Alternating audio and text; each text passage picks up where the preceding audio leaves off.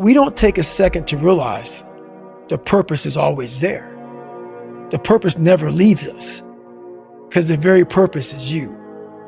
The one companion that's always going to be with you is yourself. People don't understand it's you against you. The only person that gets in your way is you. Nobody else. It's you. You are always the purpose. There may be another purpose, like being a SEAL or going to college or whatever, but the main purpose in life is you. So if you wake up in the morning and you don't want to do something, you don't care enough about yourself. And that's what you need to really research is, man, why am I not doing this for myself? Because that is the number one purpose in life, is to better oneself. What's important to you? And what's important to you? For whatever reason, I felt like I didn't feel good about myself if I wasn't doing everything I could to be the best version of myself. Mm-hmm. If I felt like I left anything on the table, it would eat away at me. I wouldn't be able to look myself in the mirror. Right? So the reason why I can retire now and be completely comfortable about it, because I know that I've done everything I could to be the best. Mm-hmm. And so that's where it comes from for me. You can't leave any stone unturned. That's what it takes. To do anything successfully in life, you've got to want it as bad as you want to breathe. And if you want it that bad, if you're willing to give it that much, you get a big piece of what you want.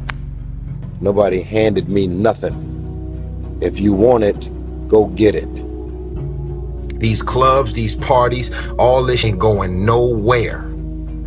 The more weird you are is a reflection of how committed you are to focusing on your molding and shaping and developing your ideas and your craft so that when it's time for you to make your rounds, you gonna fly.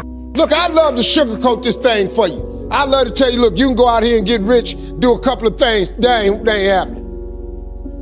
You gotta get real doggish. You gotta get downright funky if you wanna make it. Now, like I was telling you before, if you wanna be ordinary, you ain't even gotta listen to me.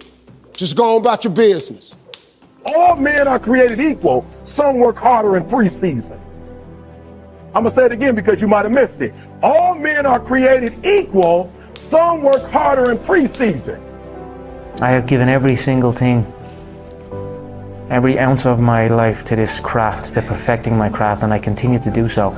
And in the process, I have lost my mind to regular society, to people who wake up at 9 a.m., who clock out at 5 p.m. They would look at me and say, I've lost my mind, but me, I have found it. I'm 33 and I've dedicated my full life for this. I had no youth life. I had no teenage life. I had no young adult life, because guess what? While all my friends and people who I knew were out drinking and partying and enjoying life, what was I doing? Running a mile down the road or killing myself in a boxing gym? I'm not gifted. I'm just driven. I want to be uncommon amongst uncommon people. I'm a warrior, period. I'm here again today. I'm here again tomorrow. I'm going to be here the next day. It's a person that puts no limit on what's possible. Find your impossible. What is it you think is impossible? You could never quite grasp. That's what you have to go after. You don't have the dream, man, you're dead. You'll only go as far as you dream. That's it? I tell that to comics all the time. They're like, I just want to make a living on it. And I'm like, that's all you'll do. You got to dream big. Yeah. Give up on your dreams. If you give up on your dreams, what do you have left? Nothing. I can't live that way. I wasn't born to be wrapped up in bubble wrap and a blanket and sit on the couch and tremble as the world goes by outside my door. I want the world to tremble when I go by its door. So it's a state of mind. All right, it's a state of mind. So learn, adjust what you can, and then just embrace the rest of it. We're all writing a book. What's your book look like? Like your life is a book. You got a bunch of chapters in your book, but when they close that book, how good was the book? How good was your book? What was the ending to your book? If the ending to my book can be so amazing because of all that was done. What you need is already on the inside of you. What you need is already on the inside of you. There's this constant search for purpose. Like, what was I put on this earth to do? What is my purpose? I feel like if you're a Christian man, your main purpose is, one, serving God. But outside of that, what does God want you to do? But what are things that God has put inside of us that we can use to please Him? What are talents that God has given us that we are wasting? And I feel like it all comes back to the point, what you need is already on the inside of you. Just like my last video, sometimes I think we get caught up in the whole array of things that we'd possibly want to do. God has placed something in everybody that they can contribute to the world. For me, for instance, I like speaking to people. I like helping people. I like to make music, for instance. And I feel like everybody has something to contribute in relation to what they can provide to the world. There is something that makes you different. It doesn't have to be something as extravagant as saying you're an artist, or as saying you're gonna be the best medical doctor. You know, all those stuff.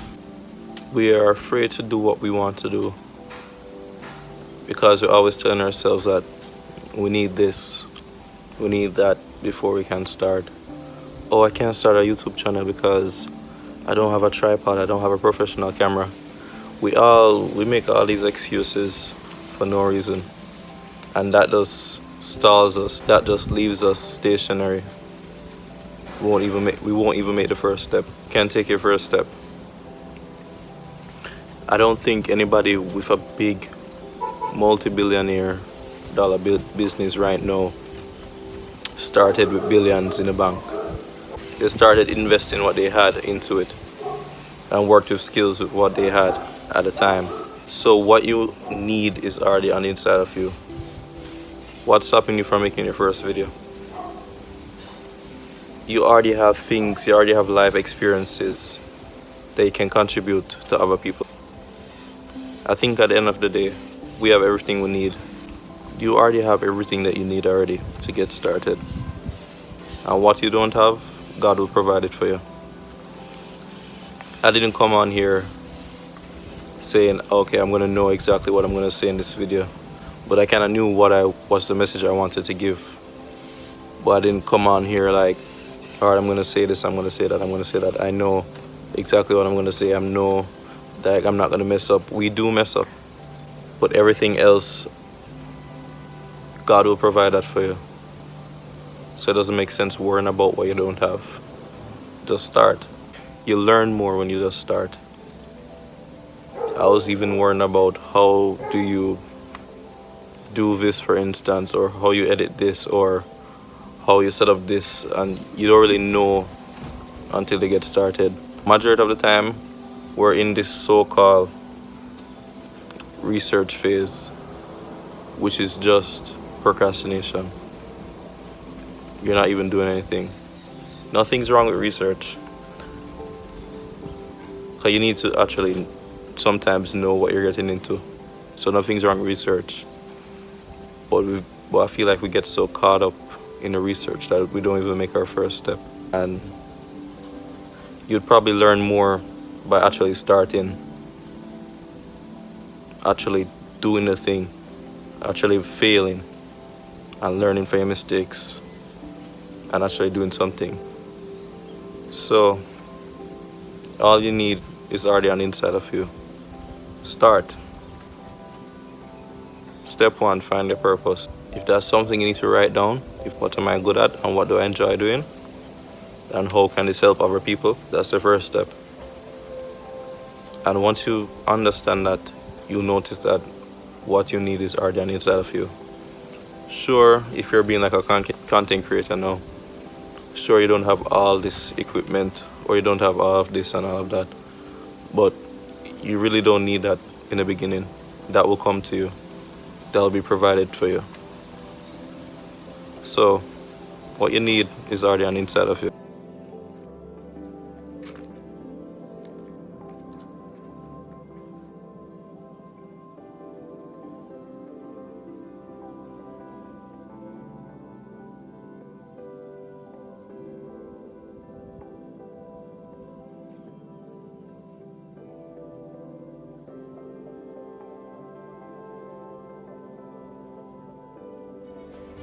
If you think the price of winning is too high, wait till you get the bill from regret.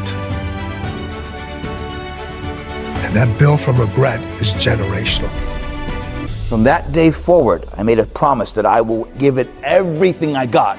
I'm ready to die for what I had to succeed. I have to give it everything I got. That way I'm a winner no matter what.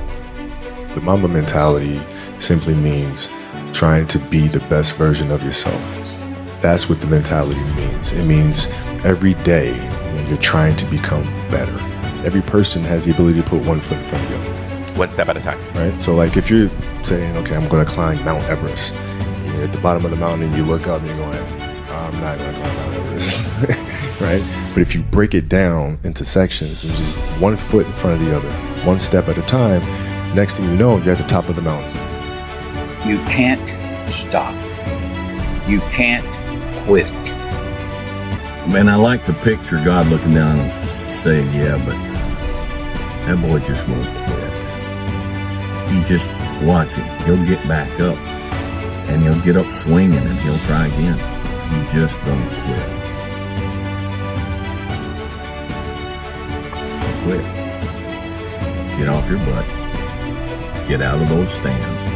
Get in the arena, get dirty, get sweaty, get bloody, get knocked down, get back up, get knocked down again, get back up.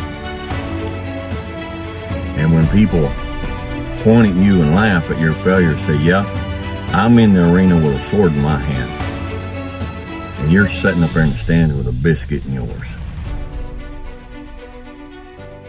Who's more proud?